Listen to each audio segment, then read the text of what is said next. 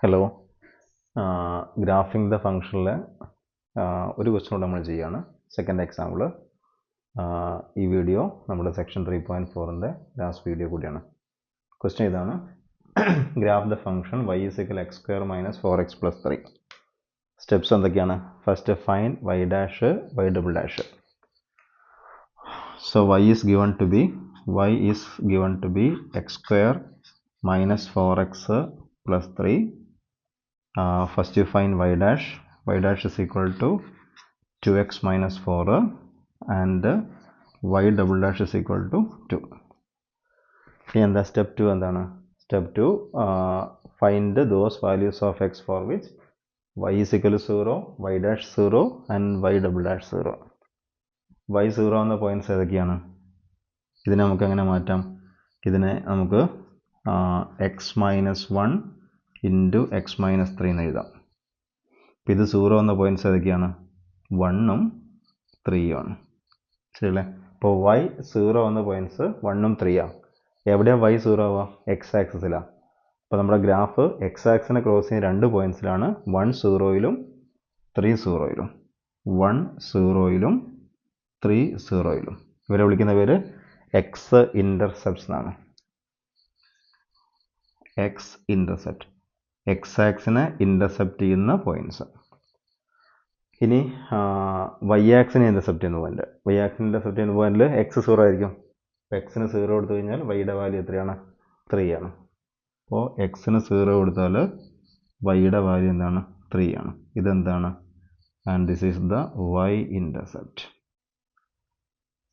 Okay. ഇനി y dash 0 എന്ന points കണ്ടുപിടിക്കാം. വൈ ഡാഷ് നമുക്ക് 0 എന്ന പോയിന്റ്സ് 2x = 4 or x = 2 അല്ലേ? x = 2. So x = 2 is a critical point. അപ്പോൾ അടുത്ത ഇതിൽ നമ്മൾ ക്രിട്ടിക്കൽ പോയിന്റ് കണ്ടു.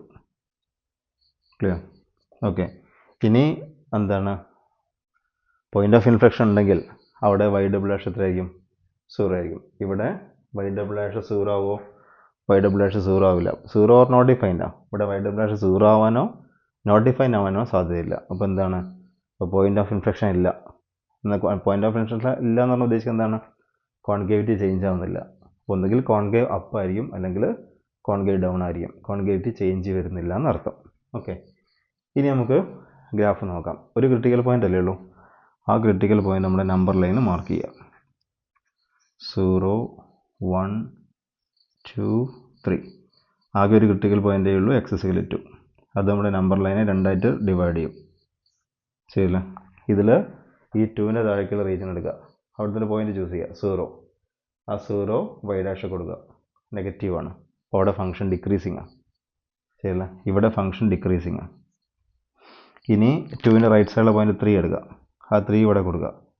3 ഇവിടെ കൊടുത്താൽ പോസിറ്റീവാണ്. സോ അപ്പോൾ അവിടെ ഫംഗ്ഷൻ എന്താണ്? ഇൻക്രീസിങ് ആണ്. അപ്പോൾ 2 എന്ത് പോയിൻ്റാണ്? ഇവിടെ ഡിക്രീസിങ്, ലെഫ്റ്റ് സൈഡ് ഡിക്രീസിങ്ങും റൈറ്റ് സൈഡ് ഇൻക്രീസിങ് ആയതുകൊണ്ട് ഇതെന്ത് പോയിൻ്റാണ്? ഇതൊരു മിനിമം പോയിൻ്റാണ്. Minimum point.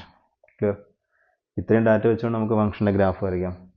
ഫംഗ്ഷൻ ഗ്രാഫ് വരയ്ക്കുമ്പോൾ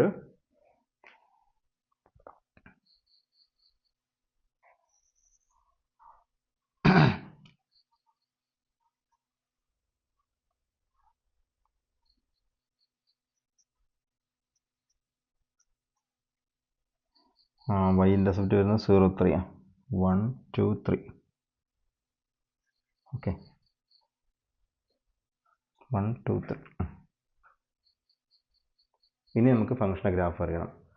ഫംഗ്ഷൻ ഗ്രാഫ് സ്റ്റാർട്ട് ചെയ്യുന്ന നോക്കൂ. ഇവിടെ y ഇൻ്റർസെപ്റ്റ് വരുന്നത്, അപ്പോൾ ഇവിടെ y ആക്സിനെ ഈ 0 3 വെച്ച് ക്രോസ് ചെയ്യണം. ഏതാണ് x ഇൻ്റർസെപ്റ്റ്? x intercept 1 0ആണ്. ഇതിലൂടെ ഇവിടെ നിന്ന് ക്രോസ് ചെയ്ത് 1 0ലേക്ക് എത്തണം. അടുത്ത ഇൻ്റർസെപ്റ്റ് ഏതാണ്? അടുത്ത ഇൻ്റർസെപ്റ്റ് 3 0ആണ്. ഇവിടെ നിന്ന് ഇതിനെ ക്രോസ് ചെയ്യണം. 1 0യിൽ x ആക്സിനെ ക്രോസ് ചെയ്യണം. പിന്നെ നമ്മൾ പറഞ്ഞിട്ടുണ്ട് 2 എന്ത് പോയിൻ്റാണ്? മിനിമം പോയിൻ്റാണ്. അപ്പോൾ 2ൽ അത് മിനിമം ആവും. അതിന് ശേഷം അത് വീണ്ടും 3ലേക്ക് പോകണം. ഓക്കെ അല്ലേ? നോക്കൂ, y ഇൻ്റർസെപ്റ്റ് ഇവിടെ, അത് നേരെ 1 0ലേക്ക് വരണം. അപ്പോൾ നമ്മൾ പറഞ്ഞു നോക്കിയേ, ഈ 2ൻ്റെ താഴേക്കൊക്കെ ഫംഗ്ഷൻ ഡിക്രീസിങ് ആണ്. ഇവിടെ ഫംഗ്ഷൻ ഡിക്രീസിങ് ആണ്. 2ൽ എന്ത് പോയിൻ്റാണ്? മിനിമം പോയിൻ്റാണ്. 2ൽ അത് മിനിമം പോയിൻ്റാണ്. അതിന് ശേഷം എന്ത് വേണം? അതിന് ശേഷം 3 0ൽ അത് വീണ്ടും എക്സ് ഇൻ്റർസെപ്റ്റ് ആവണം. ഓക്കെ അല്ലേ? ഇങ്ങനെയാണ് ഷേപ്പ് ഉണ്ടാവുക. ഓക്കെ, ഇത് നമ്മുടെ എന്താണ്? കോൺകേവ് അപ്പാണ്. ഓക്കെ,